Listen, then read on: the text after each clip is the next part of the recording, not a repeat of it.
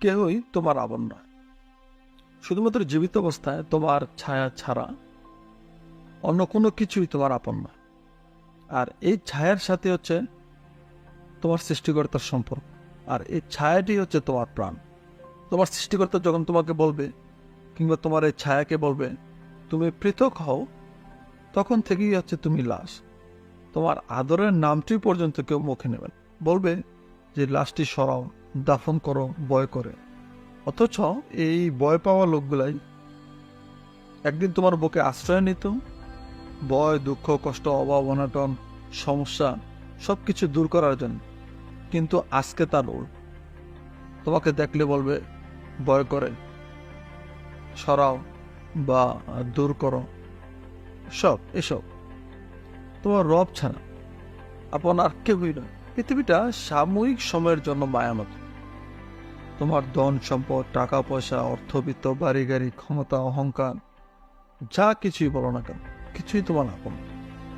তুমি বার্ধক্যে কিংবা বৃদ্ধ হয়ে একবার দেখো, তোমার মতো অব্যবহৃত বস্তু, তোমার মতো বোঝা পৃথিবীতে আর একটু নেই। তোমার অর্থবিত্ত, সম্পদ, তোমার রূপ, জীবন যৌবন সব মূল্যহীন। তখন তোমার মনে হবে হায় আফসোস, আমি কি করলাম। তোমার আপনজন, তোমার প্রিয় বলতে কেউই না। তখন তোমার বুঝে আসবে, যখন তুমি অসুস্থ হয়ে বিছানায় কাতরাচ্ছ, বিছানার মধ্যে প্রস্রাব পায়খানা করছো, তখন দেখবে সকল আত্মীয় স্বজন তোমার প্রস্রাব পায়খানা তো পরিষ্কার করছেই না, বরং সবাই নাক ছিটকাচ্ছে। তুমি যদি 1000 কোটি টাকার মালিকও হও, তবুও বলবে কি করেছে। ঘৃণা আর অবজ্ঞায় তখন বুঝে আসবে যে আসলে আমার আপন কেউই নেই। তোমার পরিবার তথা স্ত্রী, ছেলে সন্তান, ভাই বোন, আত্মীয় স্বজন যারা আছে, যাদেরকে আপন ভাবছ, তুমি একবার উপার্জনক্ষম হয়ে বাড়িতে থাকো, দেখবে তোমার মতো প্রিয়জন তোমার কতটুকু আপন। কিংবা তোমার শারীরিক অক্ষমতা যখন তোমার যৌবনকালে চলে আসবে, তখন বুঝবে তোমার আপনকে। তখন তুমি পরিবারের কাছে একটি বোঝা এবং একটি অভিশাপ হিসেবে থাকবে। তুমি যখন তোমার সৌন্দর্য, রূপ, যৌবনকে আপন মনে করবে, তবে তা হবে ভুল। কেননা 30 থেকে 40 বছর পরে একটি মেয়েকে সমাজে দ্বিতীয় বিবাহ করাতে বোঝা যায় তাহার মতো অভিশাপ দ্বিতীয়টি আর নেই। একটা ছেলে 40 বছর পরে বিবাহ করার ক্ষেত্রে বোঝা যায় যে তাহার মতো কষ্টে বা তাহার মতো অভিশাপ দ্বিতীয়টি আর নেই। তাহলে কি লাভ হলো? তোমার জীবন যৌবন, রূপ, সৌন্দর্য, গুণ কোনো কিছুই তোমার কাজে আসবে না।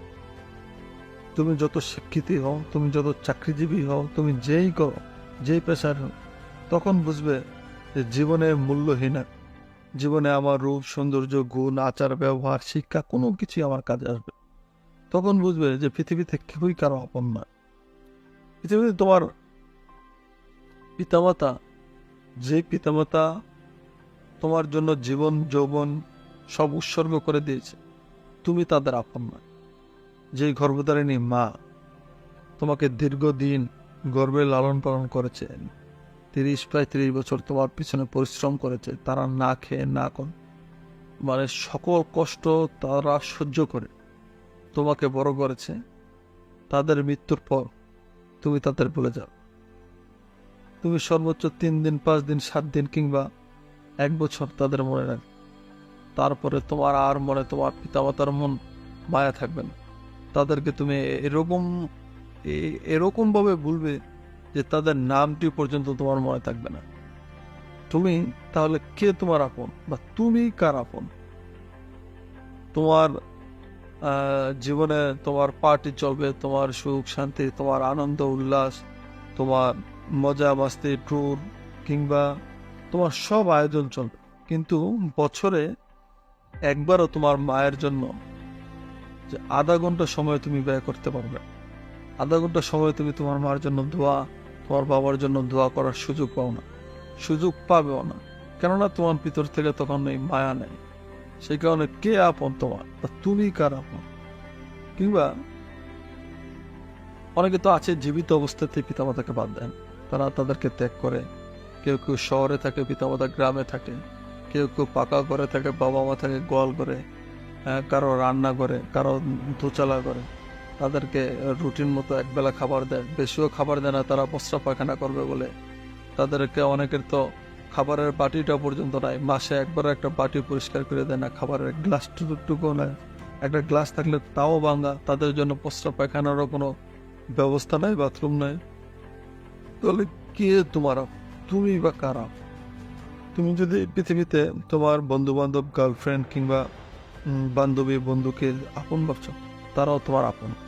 শুধুমাত্র সাময়িক সময়ের জন্য, তোমার যতক্ষণ পর্যন্ত ভোগ বিলাস পর্যন্ত আছে, তোমার টাকা আছে, ততক্ষণ পর্যন্ত তোমার আপন। অর্থাৎ তাদের যার যার স্বার্থ যতক্ষণ পর্যন্ত আছে, স্বার্থ অবস্থান পর্যন্ত তোমার আপন, তারপরে আর কেউ তোমার আপন না। আপনি আপনার ভালোবাসা কিংবা আপনার আপনের পরীক্ষা করতে চান, তাহলে আপনি মনে করেন আপনার পরিবার, আত্মীয় স্বজন, বন্ধু বান্ধব সবাইকে একবেলা দাওয়াত করেন, তাদেরকে তা আপনার বাসায় খাওয়ান। আপনার বাসায় খাওয়ানো অবস্থায় আপনি যদি তাদেরকে বলেন যে আমি আজ থেকে ব্যবসার মধ্যে লস খেয়েছি, ব্যবসাচ্যুত হয়েছি, কিংবা আমি আজকে গভর্নমেন্ট চাকরিটা করছি, আমি এটা ছেড়ে দিয়েছি, কিংবা আমার সব পরিবার বা আমার সব লস হয়ে গেছে, তখন দেখবে যে আপনার খাবারের টেবিলে বসেই আপনার সমালোচনা করা শুরু করে দিয়েছে। বলবে যে কি করেছ, কিছুই হয় না, তোমাকে দিয়ে এটা হবে না, ওটা হবে না। তখন থেকে দেখবা যে ঘৃণা, অবজ্ঞা তোমার প্রতি কতটুকু।